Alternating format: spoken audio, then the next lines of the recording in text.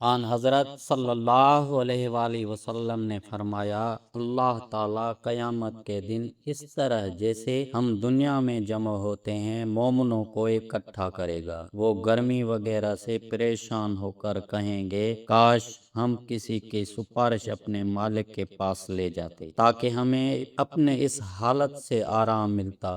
چنانچہ سب مل کر آدم علیہ السلام کے پاس آئیں گے، ان سے کہیں گے، آدم آپ لوگوں کا حال نہیں دیکھتے، کس بلا میں گرفتار ہیں۔ آپ کو اللہ تعالیٰ نے اپنے ہاتھ سے بنایا اور فرشتوں سے آپ کو سجدہ کرایا اور ہر چیز کے نام آپ کو بتلائے، ہر لغت میں بولنا بات کرنا سکھایا۔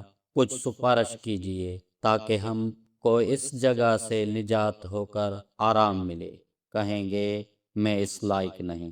ان کو وہ گناہ یاد آ جائے گا جو انہوں نے کیا تھا، مگر تم لوگ ایسا کرو، نوح علیہ السلام پیغمبر کے پاس جاؤ۔ وہ پہلے پیغمبر ہیں جن کو اللہ تعالیٰ نے زمین والوں کی طرف بھیجا تھا۔ آخر وہ لوگ سب نوح علیہ السلام کے پاس آئیں گے، وہ بھی یہی جواب دیں گے، میں اس لائق نہیں۔ اپنی خطا جو انہوں نے دنیا میں کی تھی یاد کریں گے۔ کہیں گے، تم لوگ ایسا کرو، ابراہیم پیغمبر کے پاس جاؤ جو اللہ کے خلیل ہیں، ان کے پاس جائیں گے، وہ بھی اپنے خطائیں یاد کر کے کہیں گے، میں اس لائق نہیں۔ تم موسیٰ علیہ السلام پیغمبر کے پاس جاؤ، اللہ نے ان کو تورات عنایت فرمائی، ان سے بول کر باتیں کی۔ یہ لوگ موسیٰ علیہ السلام کے پاس آئیں گے، وہ بھی یہی کہیں گے، میں اس لائق نہیں۔ اپنی خطا جو انہوں نے دنیا میں کی تھی یاد کریں گے، مگر تم ایسا کرو، عیسیٰ پیغمبر کے پاس جاؤ، وہ اللہ کے بندے، اس کے رسول، اس کے خاص کلمہ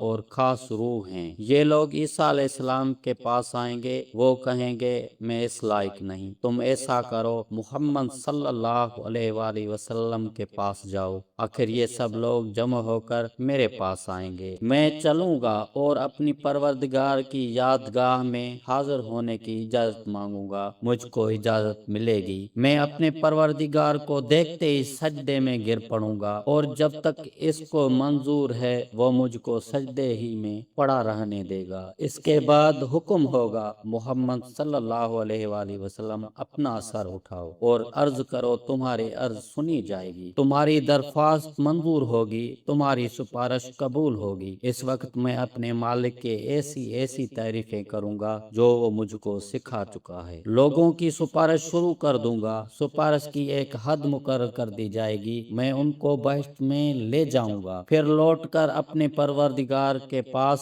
حاضر ہوں گا، عرض کروں گا، یا پاک پروردگار، اب تو دوزخ میں ایسے ہی لوگ رہ گئے ہیں جو قرآن کے بموجب دوزخی ہی میں ہمیشہ رہنے کے لائق ہیں، یعنی کافر اور مشرک۔ انس رضی اللہ تعالی عنہ نے کہا، آن حضرت صلی اللہ علیہ وآلہ وسلم نے فرمایا، دوزخ سے وہ لوگ نکال لیے جائیں گے جنہوں نے دنیا میں لا الہ الا اللہ کہا ہوگا اور ان کی دل میں ایک جو برابر ایمان ہوگا، پھر وہ لوگ بھی نکال لیے جائیں گے جنہوں نے لا الہ الا اللہ کہا ہوگا اور ان کی دل میں گیہوں برابر ایمان ہوگا، گیہوں جو سے چھوٹا ہوتا ہے، پھر وہ بھی نکال لیے جائیں گے جنہوں نے لا الہ الا اللہ کہا ہوگا اور ان کی دل میں چونٹی برابر ایمان ہوگا۔